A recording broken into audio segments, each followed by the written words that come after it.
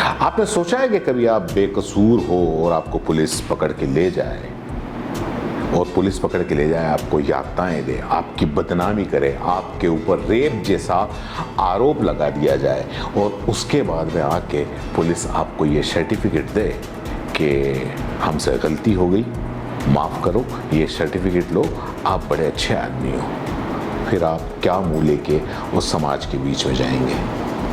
आज की ये जो कहानी है सच्ची कहानी है, और ये घटना राजस्थान के जयपुर में ही हुई है।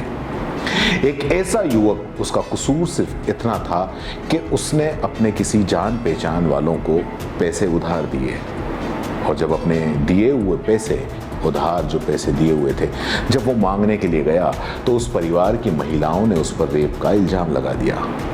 पुलिस ने जांच की नहीं, और सामने से मिली भगत करके जांच अधिकारी ने उसको रेप का आरोपी भी मान लिया, 3rd डिग्री टॉर्चर किया, गांव में जाके माइक पर ऐलान करवा दिया कि ये व्यक्ति बलात्कार का आरोपी है।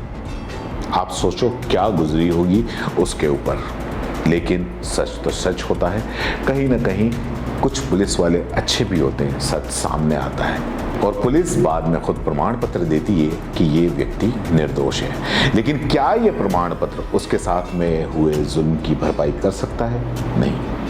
मैं ये जो कहानी सुना रहा हूँ पूरी की पूरी फिल्मी है। आपको ऐसा लगेगा कि मान लो जैसे किसी फिल्म के अंदर अक्सर दिखाया जाता है, इसी तरीके से जयपुर के कमला नेहरू में रहने वाला, नाम है उसका जयंत राजपुरोहित, मेडिकल स्टोर चलाता है। एक परिवार को उसने 25 लाख रुपए उधार दिए। जब तय समय हो गया कि इस वक्त वो लौटाएगा, तो उस वक्त जब उसने अपने उधार का तकाजा किया, तो बजाय उस परिवार ने उसको रुपये देने के, उसने क्या किया, उसके ऊपर केस कर दिया। 9 सितंबर 2022 को वो अपनी मेडिकल शॉप पर बैठा हुआ था, तभी उसके पास में अचानक फ़ोन आया। फ़ोन कहाँ से आया? भाक रोड थाने से, और उस पर कहा गया कि आपके ऊपर रेप का मुकदमा दर्ज हुआ है। तो आखिर कोई बैठा हुआ हो, कभी किसी ने ऐसा कोई काम किया ना हो, और उसके पास में अचानक से पुलिस का फ़ोन आए कि आप थाने में आइए, आपके ऊपर रेप का मुकदमा दर्ज हुआ है, तो ये सुनना कितना सदमा भरा होगा। लेकिन बहरहाल जो जयंत राजपुरोहित था, वो अपने पिता को लेके थाने के अंदर पहुंचा। वहाँ पे सीआई साहब बैठे हुए थे, रविंद्रपाल प्रताप सिंह उनका नाम था।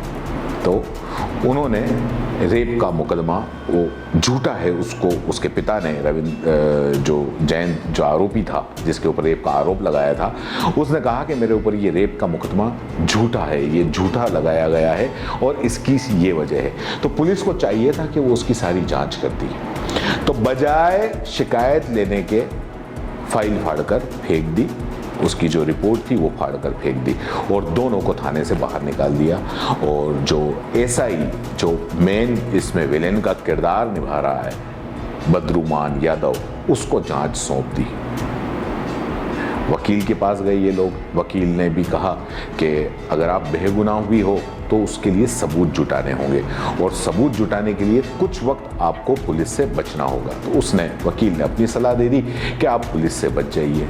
अब बेचारा बेगुनाह है, अपना सारा घर बार, अपनी दुकान उकान सब छोड़ के, वो झूठे केस के डर से बचने के लिए वो 4 महीने तक अजमेर में रहा, पुलिस से छिपता रहा, भागता रहा, यहाँ तक कि भिखारियों के साथ में फुटपाथ पर रहकर रात गुजारी।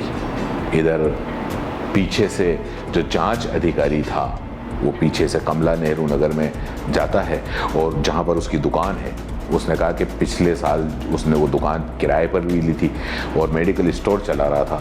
तो एफआईआर दर्ज होने की बात वो बताता है, और जो दुकान का मालिक है, उस दुकान के मालिक को वो बबरूमान यादव, जो जांच अधिकारी है, वो उसको धमकाता है दुकान मालिक को कि ये दुकान खाली कर दो, ये रेप के आरोपियों की दुकान है, अगर खाली नहीं करवाई इनसे तो मैं आपको भी थाने के अंदर डाल दूंगा। उसके पिता उस दुकान के अंदर बैठे हुए थे, उनके सामने ये सारी घटना होती है। दुकान मालिक को पूरी की पूरी धमकी देता है क्या, उसे कह देता है कि खाली करवाओ वरना सील कर देंगे। दुकान मालिक आम आदमी बेचारा डर जाता है, वो तुरंत दुकान खाली करने को कहता है। दुकान खाली करने को नहीं, वो एसआई दुकान में रखी हुई जो 17 लाख रुपए की जो दवाइयाँ थी उन सबको ऐसे ही भर के ले जाता है। ये सारा काम राठौड़ी के अंदर हो रहा है। आप देखिए कि एक जो एसआई है, जो जांच अधिकारी है, वो सामने वालों से मिलकर किस तरीके का काम कर रहा है कि वो सारा जो दुकान के अंदर उसका माल रखा हुआ था, 17 लाख रुपए जिसकी कीमत बताई जाती है, वो सारा का सारा माल उठाता है। माल उठाकर वो भाखरोड पेट्रोल पंप के पीछे जहाँ खाली जगह पड़ी हुई है वहाँ पर ले जाकर फेंक देता है और वहाँ ले जाके आग लगा देता है। और ये सारा के सारा उसके पिताजी की आंखों के सामने रहता है। वो गिड़गिड़ाते रहते हैं जांच अधिकारी के सामने, लेकिन इसके बावजूद वो नहीं मानता। होलसेल मार्केट से वो जो दवाई थी वो 17 लाख रुपए की दवाई थी जो उधार के अंदर उठाई थी और उसके पिता के आंखों के सामने उनको नष्ट कर दिया, उनको पूरा का पूरा जला दिया। जांच अधिकारी के कदम यही नहीं रुके, वो उनके गांव में जाता है और गांव में जाकर लाउड स्पीकर से मुनादी करवा देता है कि जयेंद्र पुत्र देवी सिंह राजपुरोहित दुष्कर्मी है। उसने 2 महिलाओं से दुष्कर्म करने की एफआईआर दर्ज की है, उस पर एफआईआर दर्ज है। और जांच अधिकारी के इस रवैये से पूरे गांव और उनके परिवार की जो इज्जत थी वो मिट्टी में मिला दी जाती है। आखिरकार इस जांच अधिकारी के ऐसे कृत्यों से वो परेशान होकर वो 3 जनवरी 2023 को जयेंद्र पुरोहित परेशान होकर भाखरोड थाने में पहुंचता है, सरेंडर कर दिया जाता है।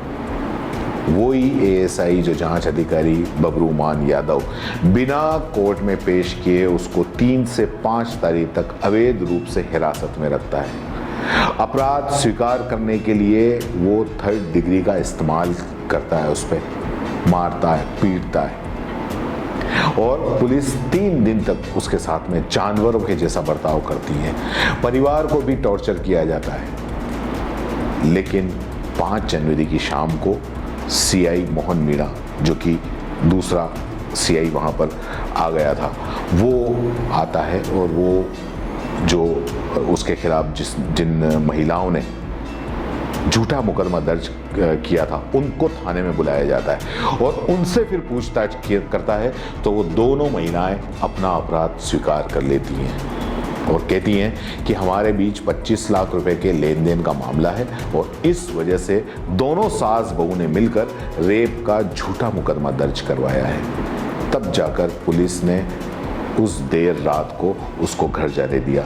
लेकिन इससे पहले जो टार्चर उसने झेला, जो उसके गांव में जाके जो उसकी बदनामी की गई, उसकी 17 लाख रुपए की दवाइयां आग लगा दी गई, उसकी भरपाई कौन करेगा? पुलिस नहीं कर सकती। बदनामी की भरपाई पुलिस नहीं कर सकती। नए थाना अधिकारी ने जांच करवाई तो पूरा के पूरा मामला सामने आया कि पिछले महीने 19 अगस्त को कोर्ट में सभी आरोपों से उसको मुक्ति मिली। ये जो 19 अगस्त गया था, सारे आरोपों से मुक्ति मिली और उसके बाद में जो जयपुर पुलिस कमिश्नरेट है उन्होंने उसको चरित्र प्रमाण पत्र जारी किया, उसका एक टुकड़ा जारी किया। लेकिन गांव के सामने जो उसकी मानहानि हुई उसका क्या? जिन पुलिसकर्मियों ने गलत जांच की वजह से उस पर टॉर्चर किया उसका क्या उसकी भरपाई हो पाएगी?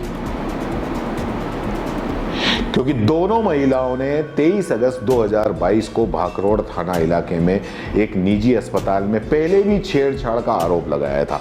ये बात पुलिस को पता थी, जिस पर भाखरोड थाने में उसके खिलाफ एफआईआर भी दर्ज की गई थी और बाद में एफआईआर लगाया था। ये सारा मामला झूठा पाया गया था, उस पर एफआईआर लगा दी गई थी। और हैरानी की बात यह है कि उस केस की जो जांच है वो भी बबरूमान यादव ने की थी, जो कि इसने ये उसको इतना परेशान किया।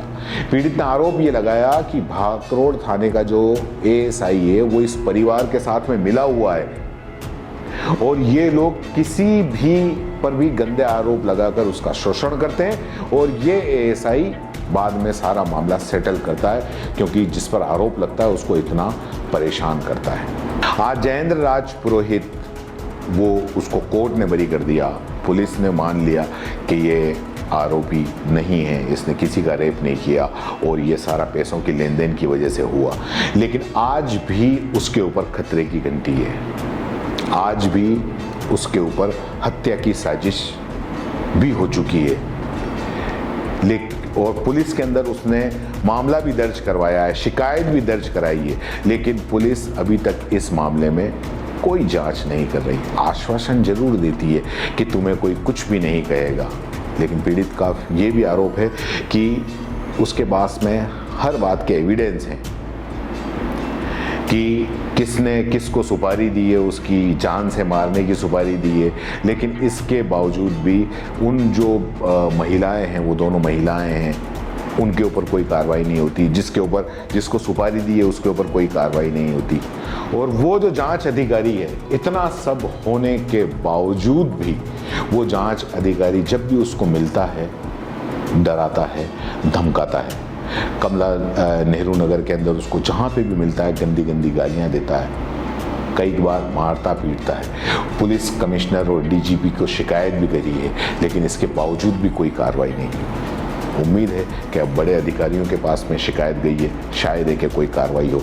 लेकिन आप देखिए कि किस तरीके से एक निर्दोष आदमी जिसने खुद ने अपना पैसा दिया, उधार दिया, जब उधार मांगने के लिए जब वो जाता है, अपना ही दिया हुआ पैसा मांगने के लिए जाता है, तो वो किस तरीके से परेशान होता है, जिनको उधार दिया उनसे भी और जहां से इंसाफ मिलना चाहिए था उनसे भी। बड़े अधिकारियों से जब शिकायत की तो वो आश्वासन देते हैं कि हम जांच करेंगे, बदगुमान यादव के खिलाफ भी कार्रवाई करेंगे। अब पता नहीं ये कार्रवाई कब होगी।